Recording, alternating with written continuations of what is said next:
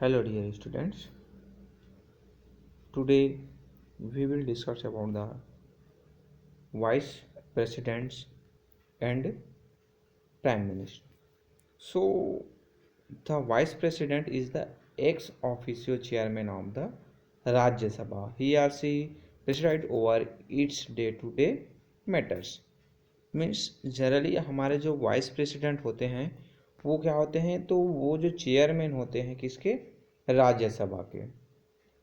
और जो राज्यसभा का जब भी मीटिंग होता है तो वो क्या करते हैं, प्रेसिडाइड करते हैं। In the absence of president of India the vice president officiate as the president on the advice of the prime minister. The vice president act as the president till the newly elected president assume power. Means generally आपके vice president का post, main जो post होता है वो राज्यसभा का जो presiding chairman के रूप में उसका काम होता है।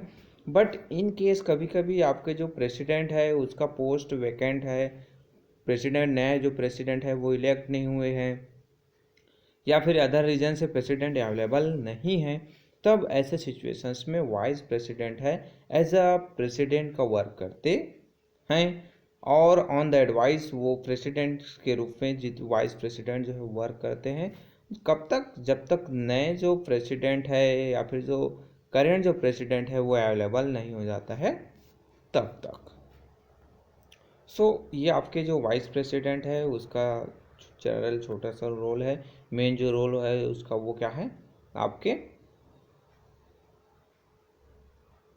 राज्यसभा है वहाँ का जो मीटिंग है उसको प्रेसिडाइड करना, मेन जो है सभापति के रूप में वो काम करते हैं। देन बाद the house of the parliament elect the vice president of India.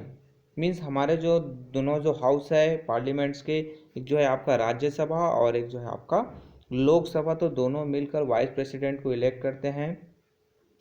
Then the vice president should fulfil all the qualification of a member of Rajya Sabha.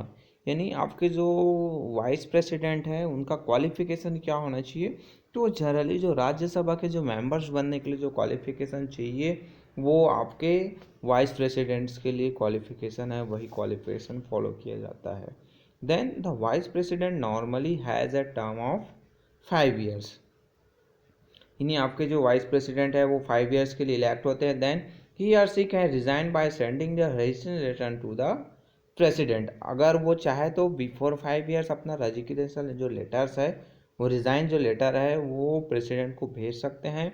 Then the process of impeachment can also be use to remove him or her from office. यानी जैसा हमने presidents के मामले में देखा था कि उनको जो उनके पोस्ट से हटाना है तो इम्पीचमेंट का जो प्रोसेस होता है, वही जो प्रोसेस है फॉलो करते हुए आपके वाइस प्रेसिडेंट हैं उनको भी पोस्ट से हटाया जा सकता है।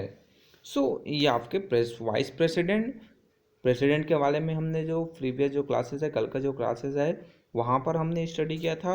अब जो नेक्स्ट आता है आपका प्राइम मिनिस्टर और उनके जो सहयोगी जो मिनिस्टर है जिसको कहा जाता है काउंसिल ऑफ मिनिस्टर, जिसमें आपके जो चाहे वो कैबिनेट मिनिस्टर्स की बात करें हम या फिर आपके स्टेट मिनिस्टर्स हैं हम उसकी बात करते हैं। तो ये जो काउंसिल ऑफ मिनिस्टर है वो आता है। तो फर्स्ट हम जो देखते हैं prime minister.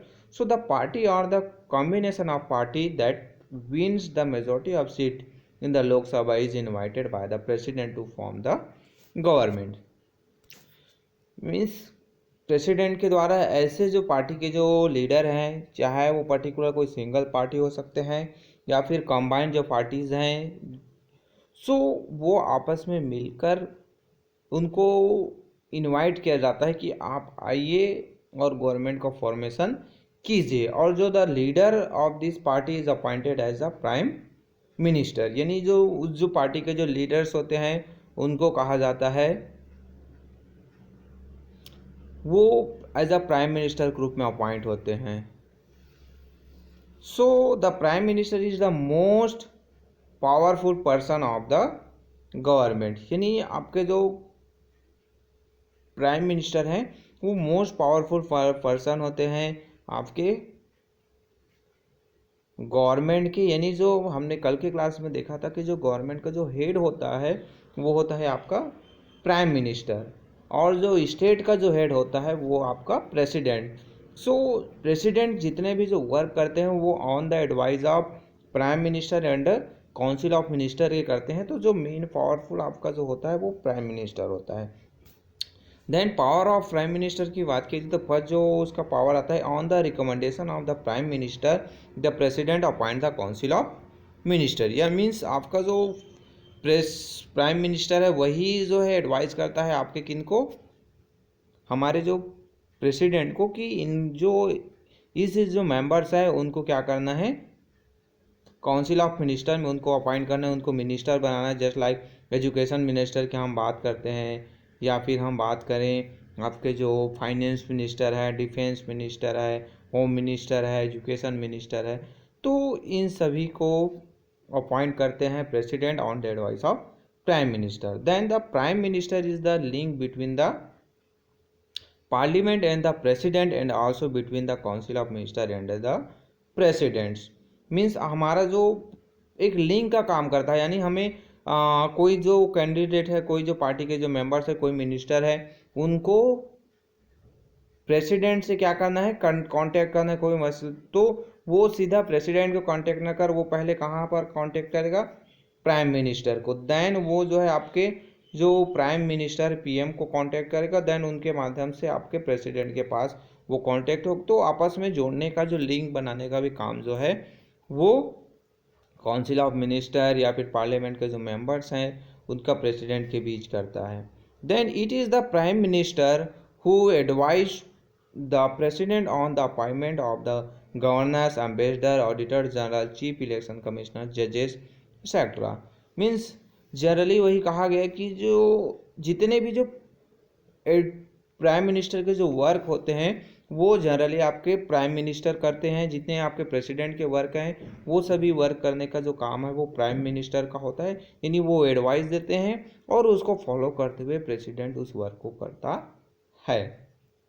So then next point आता है कि the prime minister advise the president when the summon dissolve and the parliament.